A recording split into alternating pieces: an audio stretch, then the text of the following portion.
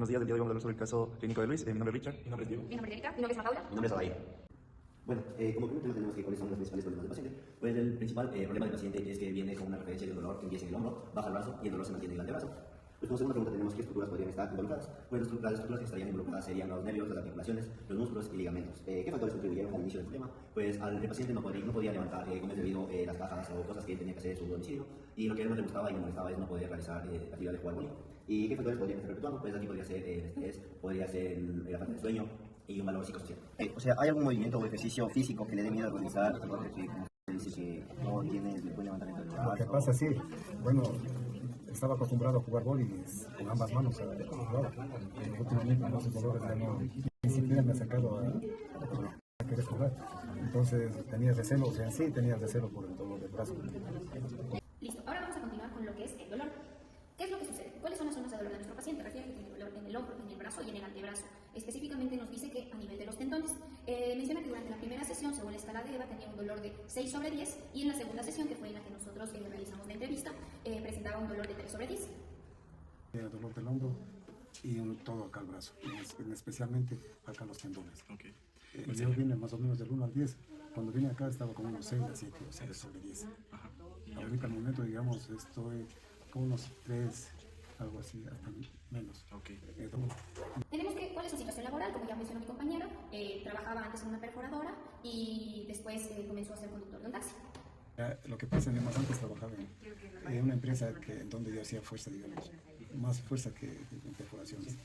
Entonces prácticamente mi trabajo era bien fuerte. Y después ya me cambié, entonces ahora manejo un taxi y en el taxi laboro todo el día.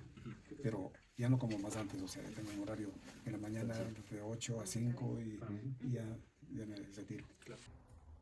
Vamos con el dolor. ¿Qué es lo que pasa? El comienzo nos refiere que es hace 3 meses. El paciente le preguntamos cuál sería la causa y nos dijo que pensaba que era porque dormía sobre ese lado del brazo aplastándolo.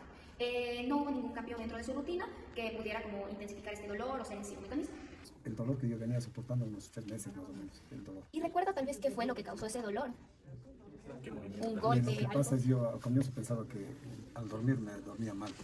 Entonces, o sea, levantaba con un dolor y me cambiaba de posición para a ver si me sigue pasando. Pero no, o sea, la rutina fue el mismo. Luego tenemos el tipo de dolor, que es principalmente nociceptivo. Él refiere que es como una sensación de golpe.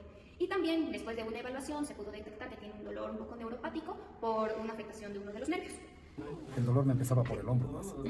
Y parece que se bajaba acá, pero aquí se quedaba concentrado el dolor.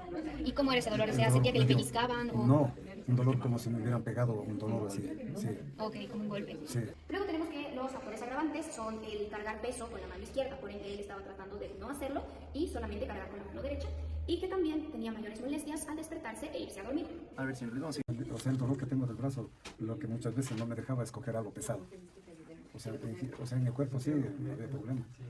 Yo le cargaba, digamos, el peso en la mano, digamos, a la mano derecha, porque sabía que mano derecha sí está en buenas condiciones, pero la izquierda le tenía como un poco de dolor. Los atenuantes nos menciona que al momento de él estar con sus compañeros de trabajo, siente como este dolor se alivia, como baja.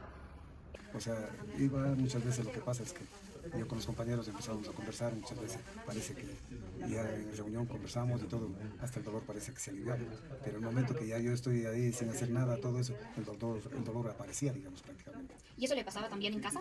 En casa, sobre todo, era cuando ya me acostaba a dormir y a levantarme. Okay. Por otro lado, ¿qué movimientos son los que le duelen? Dentro de su situación laboral, él maniobra el volante del taxi con su mano izquierda, por ende la tiene en una extensión con ligera flexión y realiza movimientos de pronosupinación. Y también, bueno, lo que le molesta al cargar pesos. Tal vez al mover el volante le molestaba.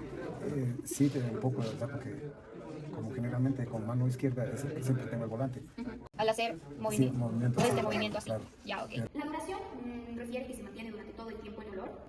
En cuestión del sueño, sí ha estado afectando su calidad del sueño porque está provocando que se despierte tipo 3 de la mañana por el dolor y luego ya no pueda volver a dormirse porque su mente ya se activa y ya comienza a pensar cosas de su día a día. Se queda ahí. Sí, en el sueño, si no estoy tan bien, me despierto hacia la madrugada, ya siento el dolor, sobre todo antes de venir acá, sentía más dolor y empezaba yo a fregarme así sobre el hombro. Hay veces que mi mano no alcanzaba hasta abajo para poder despegar y ahí estaba pensativo, todo, y ya pues, pero ahora más o menos me despierto a las 3, algo así, y ya me quita el sueño, me concentro en otras cosas, lo que tengo que hacer en lo posterior, todo. Y por último tenemos que cómo aliviaba esto con medicación, utilizado paracetamol.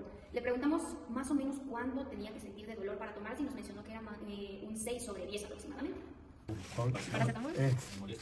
Ese de uno. Entonces eso me tomaba, pero no todo. Cuando sentía más dolor, me tomaba uno o algo así. ¿Cuánto dolor más o menos del 1 al 10? Dice como, ok, aquí tengo que tomarme una pastilla. O sea, cuando yo sentía bastante dolor era más o menos cuando yo sentía del 1 al 6, tal vez algo así. Ok. Ahí sentía. A nuestra paciente se le realizaron varios test, empezando por el test postural. En una vista anterior y una vista posterior se ve que tiene una simetría en hombros. En una vista lateral derecha tiene protracción de hombros, anteversión de cabeza, aumento de cifosis dorsal y rectificación lumbar. En vista lateral izquierda tiene mayor protracción de hombros, aumento de la cifosis dorsal y rectificación lumbar. En la palpación tiene dolor de palpación en el músculo supraespinoso izquierdo, en el pectoral mayor izquierdo y en los flexores de muñeca. Ya. Movilidad activa en cervical, tiene una flexión de 80 grados, extensión de 40 grados, una rotación derecha de 0 grados, rotación izquierda de 45 grados, inclinación derecha de 10 grados y una inclinación izquierda de 15 grados. En hombro, una flexión izquierda de 150 grados, extensión izquierda de 20 grados, rotación interna de 40 grados, rotación externa de 60 grados, abducción izquierda de 130 grados y una aducción izquierda de 0 grados. Ya. Una movilidad pasiva para poder identificar el énfil. En cervical tiene flexión, un énfil blando, y en extensión rotaciones de inclinación, un énfil firme. En el hombro izquierdo, en flexión tiene un énfil protectivo y en la extensión y rotaciones, abducción y aducción tiene un énfil firme. En esta parte se puede evidenciar que no hay una evaluación entre el lado izquierdo y derecho, entonces no se puede hacer una comparación para ver si es que este paciente presenta asimetría.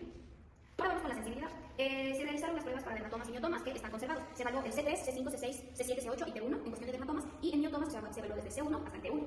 También se vio los reflejos osteopetinosos, el bicipital, el tricipital y el estiloradial, que todos vieron normales. Luego, con pruebas musculares, se realizó la extensibilidad P, el pectoral mayor, el dorsal anchos y el bíceps. Los tres dieron positivos, lo que significa que están acortados. Luego tuvimos un test de fuerza tipo MMS, en donde se evaluó el hombro izquierdo, con unos resultados de flexión 5, extensión 5, abducción 3 y abducción 5. En dinamometría, aunque no se especifica en qué movimiento, se puede evidenciar la simetría entre el miembro derecho y el miembro izquierdo. El derecho contando con 18.1 y el izquierdo con 15.7. Luego tenemos las pruebas ortopédicas que se le realizaron, pruebas específicas.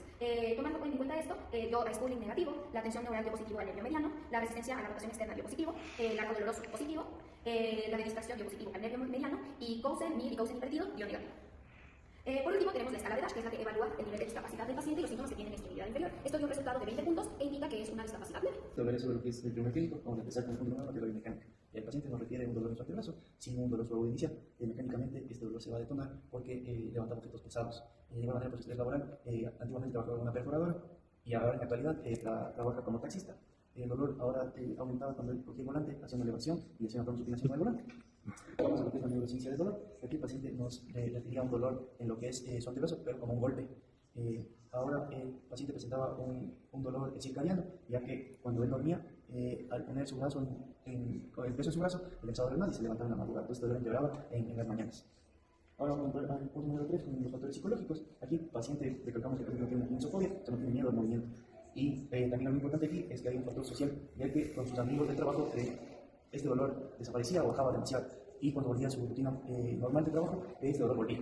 Y entramos al punto número 4, que es la educación del paciente. Aquí, más que todo, le vamos a decir al paciente que su dolor no es del tejido, no es nada grave, sino más que todo es la sensibilidad del nervio. Y como punto final de la educación, vamos a enseñar al paciente o educar al paciente cómo debemos pagar sus pesos para que el paciente no tenga este miedo al levantar algo, pueda retomar su vida cotidiana, ya sea volver por el coagule o levantar algo sin este miedo. A continuación vamos a hablar sobre el tratamiento del paciente. Como primer punto, vamos a hablar sobre el enfoque. Para el tratamiento vamos a tratar la fase corta o la fase aguda. Esta va a estar en su etapa inicial, que son de 0 a 4 semanas. Y vamos a tratar los problemas que refiere el paciente como retención muscular, el dolor más efectivo, que ya se comentó anteriormente, la modulación de la mecanosensibilidad de las vías neurales y, por último, la movilidad y ampliar el rango de movimiento del paciente. Como siguiente punto tenemos a los agentes físicos. Como primer agente físico tenemos a la terapia manual, el cual se realizó un tratamiento con compresa caliente y test durante 10 minutos. También se realizó la terapia manual, enfatizando en la tracción manual y la liberación miofacial. También se añadió a la musculatura que dio como positiva hacia la palpación, el cual es el supraespinoso, pectoral mayor y flexores de mano. Como segundo agente físico tenemos a la neurodinamia, el cual primero tenemos que identificar el atrapamiento y la sensibilidad del nervio mediano, en el cual se realizó ejercicio de deslizamiento neural y la dosis que también se le dio al paciente es de 2 series por minuto, eso sí, siendo esta serie de forma muy suave para evitar irritación y daño hacia el tejido del nervio. Y como último agente físico tenemos ejercicios de movimiento y fuerza, en el cual vamos a realizar movimientos libres de hombro hacia adelante y hacia los lados, eso sí, cuidando el rango de movimiento del paciente para evitarlo. También se realizó fuerza analítica con penas de 1.3 kilogramos, con movimientos de flexión de muñeca y movimientos de pronosupinación. Y como último, también cabe mencionar la percepción de esfuerzo, en el cual se trabajó con un RP de 7 y un RIR de 3 para evitar dolor y fatiga al paciente.